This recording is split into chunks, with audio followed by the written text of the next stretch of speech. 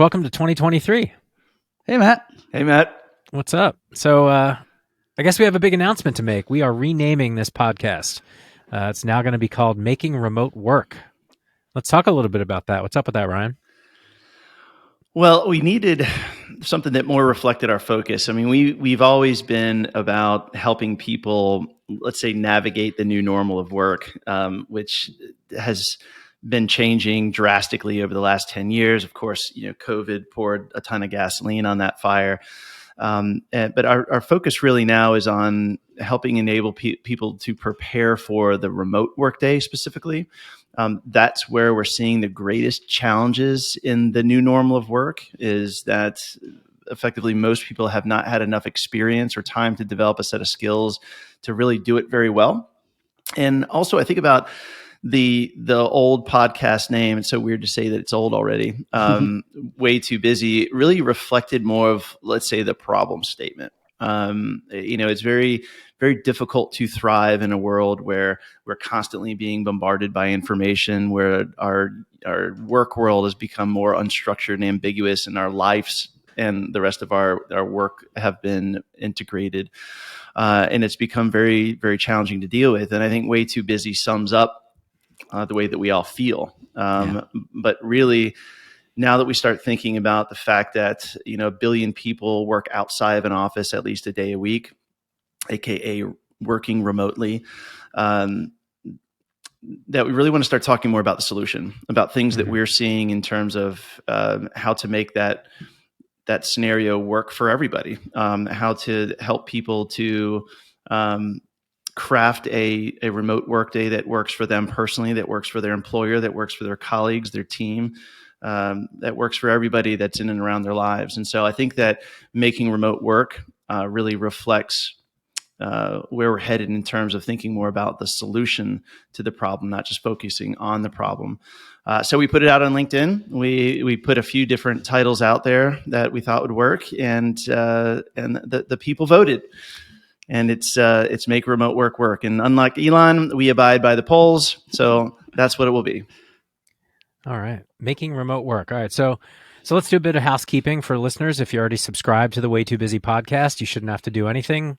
The logo will change just a little bit for now, and of course the title. So look for Making Remote Work in your feed. We do have one favor to ask, though. Please do review and like us and share us on your favorite podcasting medium there, whether it's Apple or Google Play, wherever you're listening to podcasts, Spotify. To help us move the algorithms a little bit, so other people can find us, and especially in the light of this name change. So Paul, a little bit about what's upcoming for the season, our 2023 season of Making Remote Work. Yeah, well, I think from memory we called the last season the Great Resignation season. And so for folks that will recall, we were really kind of in that early part of what was being considered to be the Great Resignation, or at least had been identified as being the Great Resignation.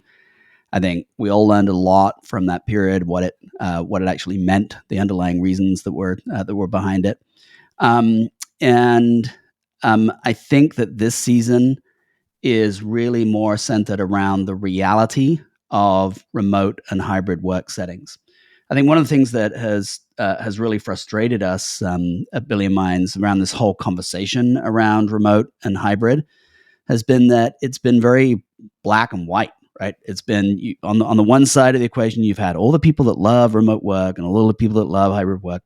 And on the other side of the equation, you've got all the people that think it's awful and terrible and et cetera, et cetera. And most of the time, that's just a statement of how the individual feels about it, right? It's an emotional statement about whether you like getting work done out of your home office, or whether you like getting work done out of a coffee shop, or whether it just feels better for you that people will people will be gathering in a place that has your logo on the front of it. And that applies to individuals and their own feelings about remote work, and it also applies to leaders inside organizations and their feelings about remote work. But the point about that is that that's a very I guess it's a very 2022, very, very 23 position. I mean, we live in a world where that's what people do on social media or elsewhere, and they just pick a side and they just argue from that side. But in reality, it doesn't move anything forward. All right. The reality of the world today is that in almost every organization, there will be some accommodation for remote work inside those organizations. Even if there isn't today, there will be at some point in the future. And so arguing whether it's good or bad is sort of irrelevant. The question, the more interesting question is, how do you make it work really well? And in particular, how do you make it work for your organization as a source of strategic advantage if you're an employer? Mm-hmm.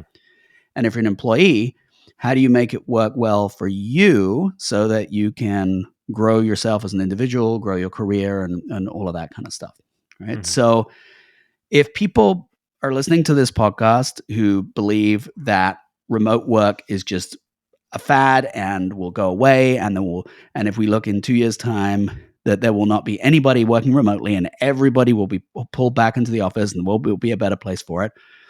If people firmly believe that, they might as well switch off this podcast now, because they're not going to get a lot of discussion around that. As far as we're concerned, the debate over that is done. There will be remote and hybrid elements in the workplace, and so by focusing on those other elements, our hope is to be much more practical and much more centered around what needs to happen. And so, if we do our job correctly, then the people that are listening to this podcast will have that deeper understanding as to how to turn their environment, their hybrid or their remote work environment, into that source of strategic advantage. And employees will get a deeper understanding of how they can grow their career while they're working out of the office. Could you even imagine? I don't even know what it would sound like to argue for a commute. Like to say, no, you guys, like, I live in Los Angeles, okay? Yeah. It's insane. If I had to go downtown every day, you would, oh, wow, that's crazy. Well, it's a beautiful thought experiment. It really is, Matt, because like imagine, we've written about this a little bit, but imagine a scenario whereby this has already been in place for, say, 10 years or something like that. And you come up with this idea of you're going to be in Los Angeles, to your point, right? And you're going to form a head office in Los Angeles. And your idea is that you're going to take all these people and you're going to have them commute into your office. So now you're going to spend millions of dollars on your real estate for that office. You're going to put into place a mechanism that causes people to take 2-3 hours out of their day every day in order to gather into this space that you put your sign over the front of it. And then you're going to try and make a business case for that. Forget about all the other elements. You're going to try and make a business case for that. It doesn't make sense.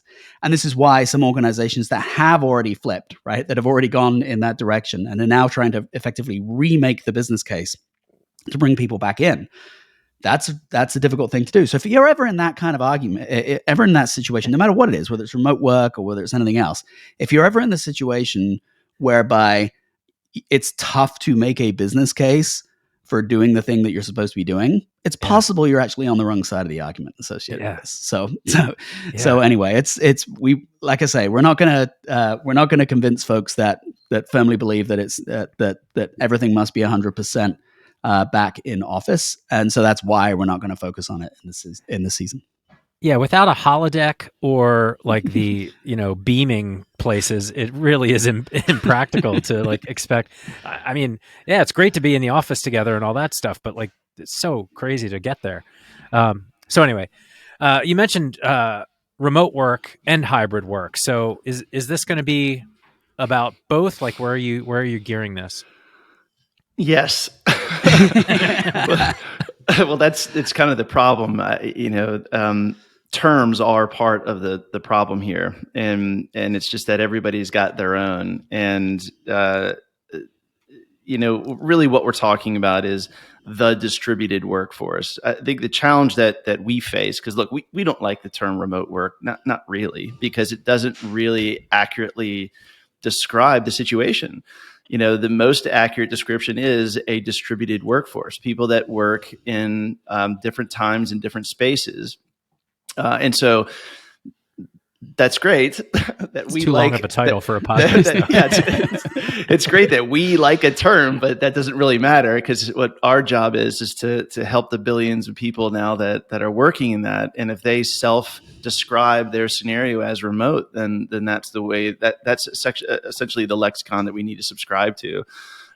So really what we're talking about is that the fact that sometimes people are in the same time and sometimes they're in the same space and then sometimes they're not, right? And that is like our remote work is our cheat shortcut term for that. And it just seems to be what people resonate with the most. And that's kind of why we stuck with it. Interesting. So, okay, so let's give a little sneak peek. What's going to be happening? What can people expect from this season, Paul?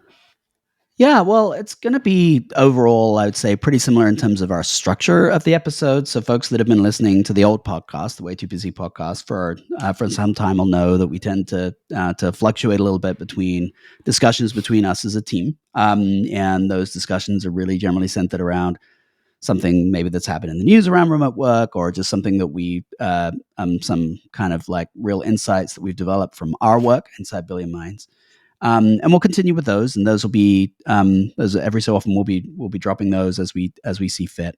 And then we will also intersperse it with great interviews. I will say that for this year in particular, I'm nothing to say against the wonderful guests that we've had previously, but I'm really excited about the guests that we've got coming up this year. So there are a whole cluster of really great guests that will be coming up really right away, right over the course of the next 2 to 3 months. We've got some of the most important thought leaders in the remote and hybrid work environments. We've got futurists who are looking at what remote work is going to be over the course not just of the next year or so, but the next 5 to 10 years. And we've got specialists in workplace psychology as an example as well. Specialists that are really looking at what it means to have like human-centered organizations in a world where technology is becoming more and more of a play here. Folks that are really looking deeply into the relationship between synchronous and asynchronous work and how you go about accommodating that inside different environments, and so on. So that's really, really, really exciting. So as an example, our very next episode is with Bob Johansson for the Institute for the Future. And we're going to be talking about how the IFTF believes that office environments will evolve over the next 10 years or so. It is really fascinating stuff. But all that said, it won't all be theory. We're committed to making sure there's tons of practical guidance in here from ourselves and from leading experts in the field. I remember, Matt, when we were kind of discussing the overall name of the podcast, you wanted to call it the Quintessential Remote Work Podcast, which frankly I love because quintessential is one of my favorite words. But why waste a syllable? You can always have another one when you're trying to when you're trying to create a great word.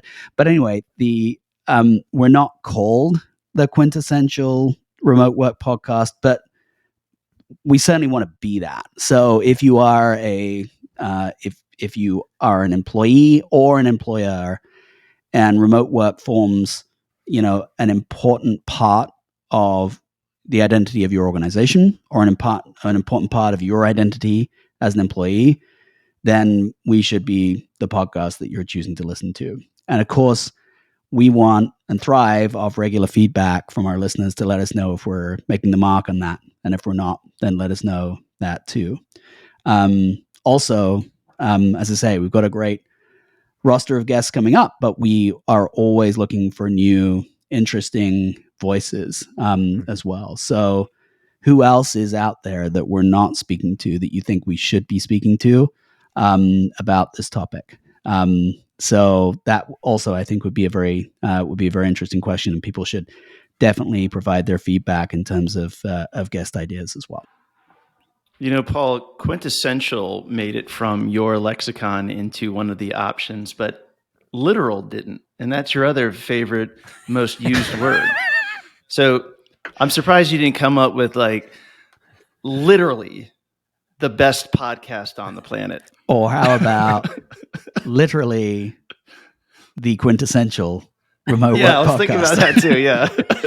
People love a comma in the title. That's always helpful. Yeah, exactly. Yeah, absolutely. For some Quite reason, literally the quintessential remote work podcast. For some reason, that's reminded me of that show that used to. What was that? The sports one that was on something. The best damn sports show. Period. Yeah. Kind of reminded me of that.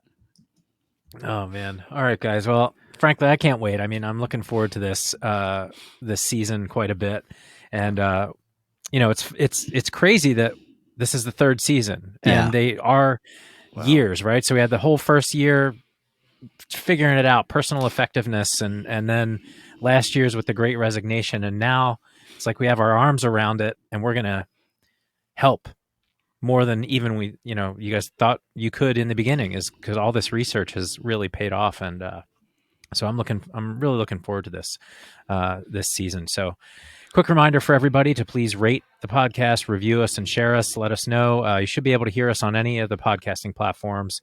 And if you actually want to see our faces for some reason, you can do that on YouTube. And if you want to reach out to us, you can always do so at podcast@BillionMinds.com. So look out for the next podcast very soon. And here's to another great season and a great 2023. Awesome. Thank you so much, Matt. Thanks, Matt. Thanks, y'all.